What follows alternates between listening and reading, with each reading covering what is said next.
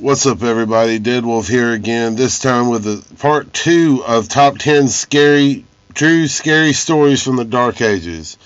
So, Top 10 True Scary Stories from the Dark Ages Part 2. This video is about 10 minutes long, and with my commentary, it's going to be about 11 minutes, so we're going to get into it so I can get ready. Peace out, people, and let's go. Today's top 10 list. Coming in at number 10, we have the saw. Yeah, this was one of the most brutal ways that they would dispense out pain during the Dark Ages. Let me play out the whole scene for you. You got arrested for something serious, and now they want information out of you. And they are going to do this in the most painful way possible. So they drag you into a dungeon. You would be butt naked, and just for added effect, imagine that it's cold.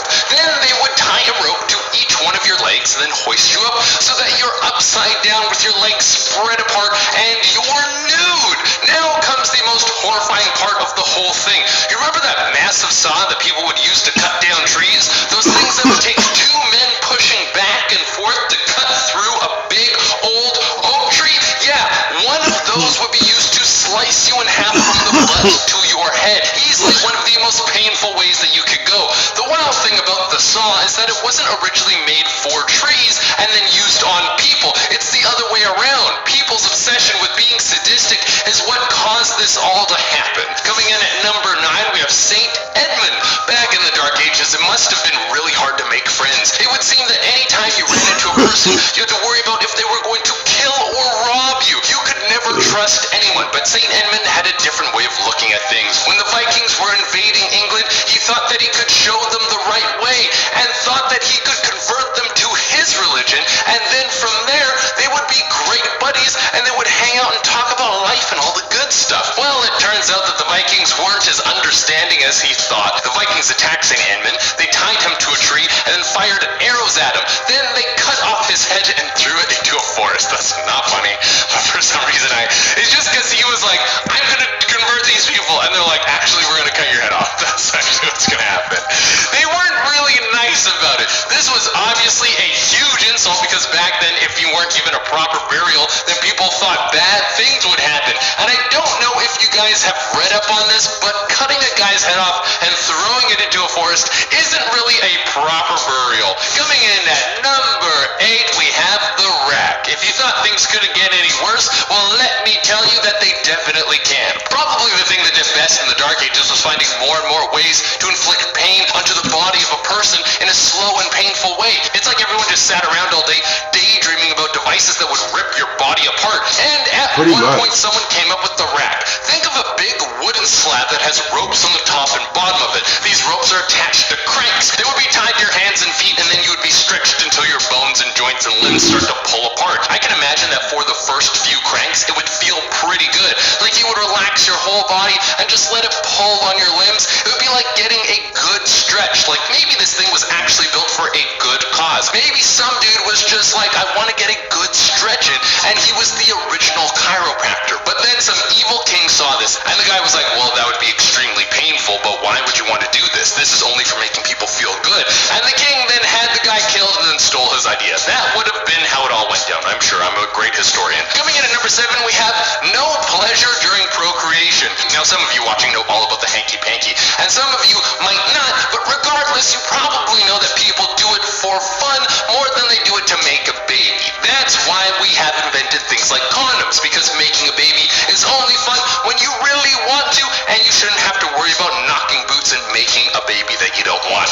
Back in the Dark Ages, there was a law that you were not allowed to get down and dirty unless it was for the purpose of having a kid, and you weren't allowed to experience any pleasure when you were hooking up, even if it was for the purpose of having a kid. This was because of something that God said, I think. I don't know who came up with this law, but this is a dumb one. That's like telling someone to eat food, but they're not allowed to taste anything. The good thing about this is that this time period is dead, and you don't need to worry about going to jail because you had fun with your partner. Coming in at number 6, we have the Pear of Anguish. Now, I had to throw this one on the list because the name sounds amazing. Like it's a pear of anguish that sounds like a fruit you bite into that has a worm in it, and you sulk around for the rest of the day because you got grossed out. But it turns out that this pear was way more brutal than that. The Pear of Anguish was something that kind of looked like a big metal pickle, and it had a screw on the end of it. Now, what it would be used for was punishing people for various various reasons, but this is how it would be used. It would either be pushed into the mouth or the bum of a person,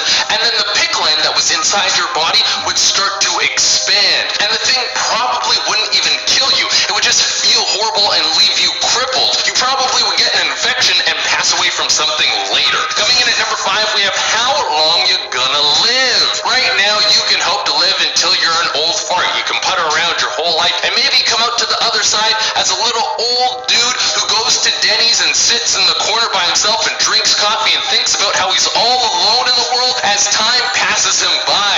You could be that one day if you're lucky. But back in the Dark Ages, there was no way that you would be able to make it to that age. If you lived that long, you would probably be accused of being a witch and then taken somewhere to be burned at the stake. Back then, the average age that a man would live was somewhere around 31.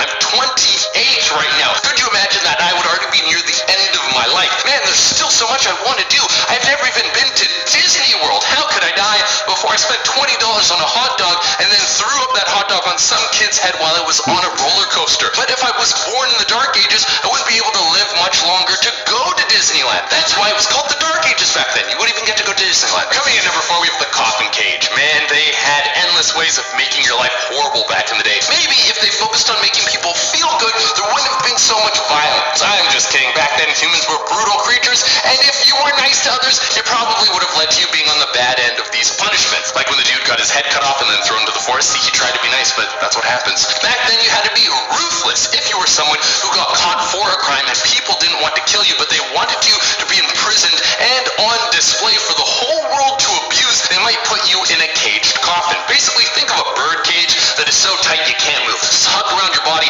like a coffin, but everyone can see inside of there. Then they would hang you up somewhere where everyone could see you, and anyone could come through and shame you or abuse you while you were stuck inside that cage. It would combine shame and torture in a way that's almost impressive. Coming in at number 3, we have servitude to the king. Some people think that back in the Dark Ages, you could just find a house in the countryside and then just live out there without any problems. You would grow your grain and then have your own cattle, and that would be your life, living off the land and working with your hands. Well, that was not the case at all, unless you were able to hide, which would be hard to do because you would need to start a fire to cook some meat, so people patrolling the countryside would see all that smoke coming off of your little home. But if anyone knew where you were, you would have to pay tax to the king, which would be a ton of what you were bringing in. In some cases, they would take the majority. Sometimes you even had to go to the king if you wanted to even get married. Think about that, if you had to ask the president or the prime minister for permission to get married. But when you look at how taxes are taxed right now and how little income you actually get to keep,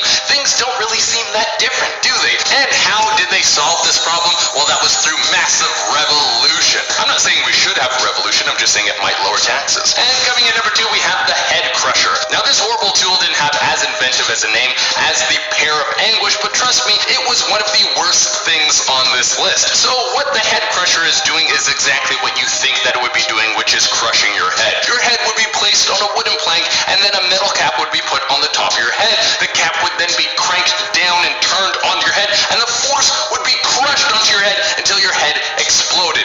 Yeah, unlike the rack where maybe you could make the argument that it made people feel good for a moment, I don't think you could convince anyone that this thing was created for anything other than nefarious purposes. So I would have to say that I think this one was only used for horrible things. How could you even be the person who turned the crank? You would have to watch a dude's head literally explode. That's disgusting. Coming in at number 1, we have life was unstable. There was really nothing you on back then.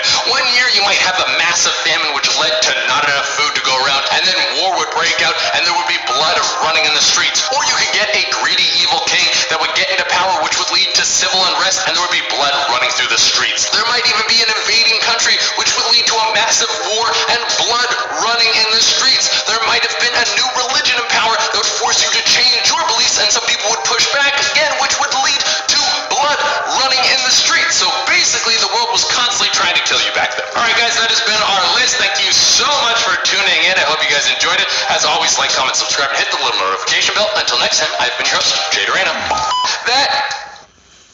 Alright guys, if you like this video, make sure you like and subscribe, hit the bell notifications so you get notified the next time I drop a new video. And without further ado, we're going to get up out of here and we'll catch you guys in the next. Peace out, motherfuckers.